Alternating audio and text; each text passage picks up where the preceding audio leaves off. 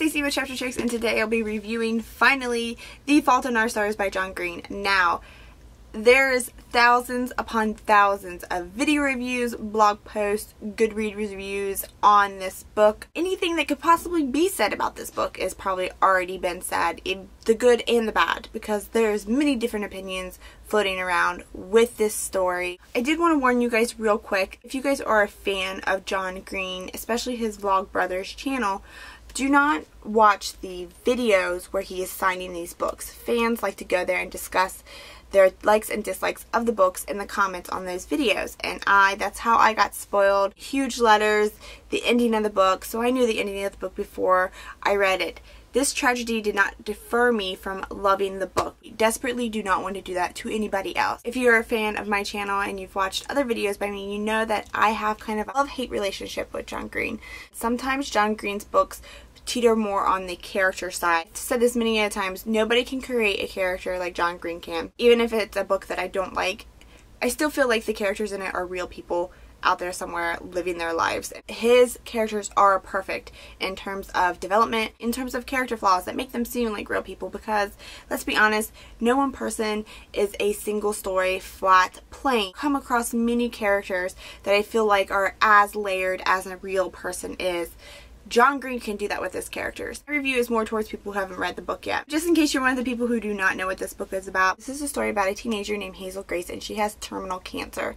A medical treatment has bought her a few years. Her parents feel like she's depressed, so they kind of force her into joining a cancer support group for teenagers and kids. There she meets Augustus Waters. They develop a very intense, deep bond. So my thoughts on the book is this is by far my favorite John Green book. I feel like all the amazing elements in writing has come together to make this almost perfect piece of literature that I highly enjoyed. Like I said before, John Green can develop characters like no other author I have ever experienced can. Oh my gosh, the writing is so amazing. If you have experienced a John Green book before, you know how his writing hits you. The best way I can explain it is John Green understands the little pieces that make up a human. He's able to explain those pieces to you in a beautiful, simple sentence. After you read over this quote or this passage in the book, you realize you knew this knowledge that he has just given to you your entire life. You just couldn't put it into words yourself. That's what John Green writing does for you.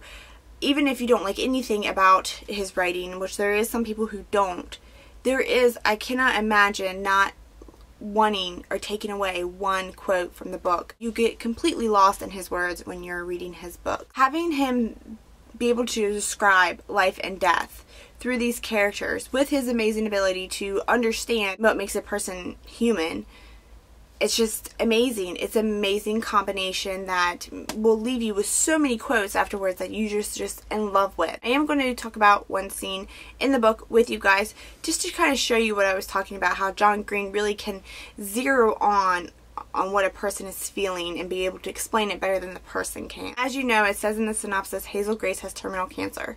Where there's a scene, I don't think it's a spoiler scene, so don't freak out, where there's a scene where they think that they're going to lose her. It happened in the past. She thinks of it as an afterthought.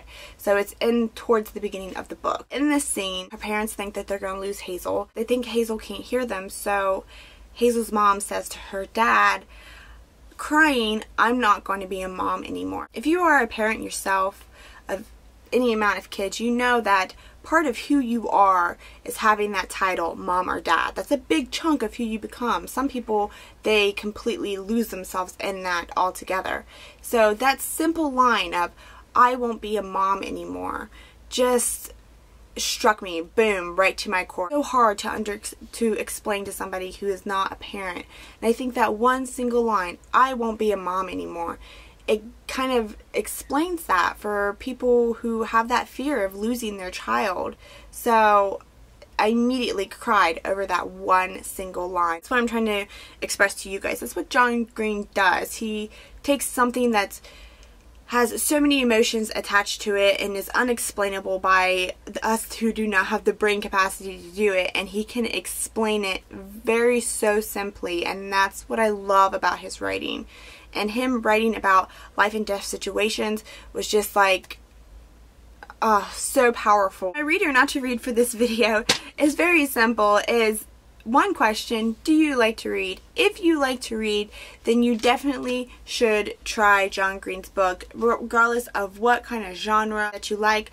I do feel that most people, most readers, will find something in this that they enjoy. I wanted to kind of talk about with you guys about respecting each other's opinion. Now, my personal subscribers, I don't think this is an issue with, because you guys have been amazing to me for the past 2 years. I've never had really any problems with anybody being really a hater on my channel. But reading through some of the comments on Goodreads and other sites when it came to this particular book, and I have experienced this vaguely with other well-known love books that I didn't like. I'm not sure if this is still a theory or not, but I 100% believe literary lens theory, and that is two different people can read the same book and have two completely different experiences. There's certain things in books that speak to certain different people. So it really upsets me when I see people saying that you don't like this book because it's a philosophical book, or it's a philosophical read, or you just don't get it. So, if you're a huge fan of The Fault in the Stars like I am, you should still allow other people to have their opinions on the book. There are some people who are just getting bashed completely just because they simply say, I don't like the book because I think the characters are too pretentious. Many things like that being said around this, and I did get a lot of hateful comments on my Crime and Punishment review.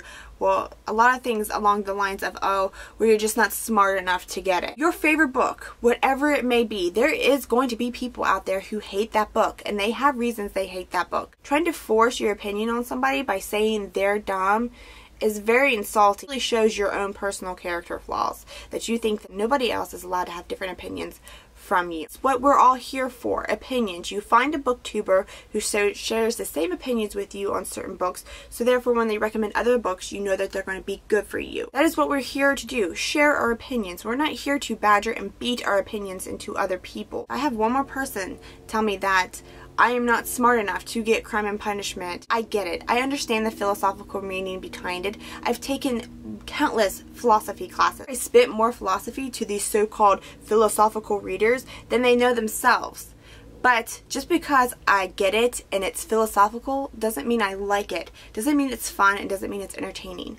I don't read solely to brighten my horizons. The reason I read is for entertainment purposes. Same goes for my other subscribers. If you come on here and you try to badger my subscribers into liking The Fault in Our Stars or any other book, I'm going to start blocking people. Everyone has the right to their own opinions on books. If you don't like somebody's opinion, go ahead, get in a healthy debate with them. I made my channel so I can share my love of books with people and have people discuss love of books with me. But when you start telling me how to film my own videos, especially when you don't film videos yourself, that's when I really get mad. I really try this entire time to be nice and not tell anybody off, because I want this to be a family, wholesome, good channel. But lately, some of these know-it-all people who come and get after my subscribers and get after me, that's not what this channel is for. If you want to go read hate comments and go yell at people, there's plenty of other videos you can do that with, but not on my channel. I even have people messaging me still trying to force their opinion down my throat about certain things I have said on this channel. Not necessarily just reviews, but my thoughts on ebooks. I have people basically buying an ebook for me, trying to get me to like it. And disagree with me all you want, but when you start calling me names and stuff, that's when I'm going to block your butt. Or when you start going after my subscribers. So I'm done.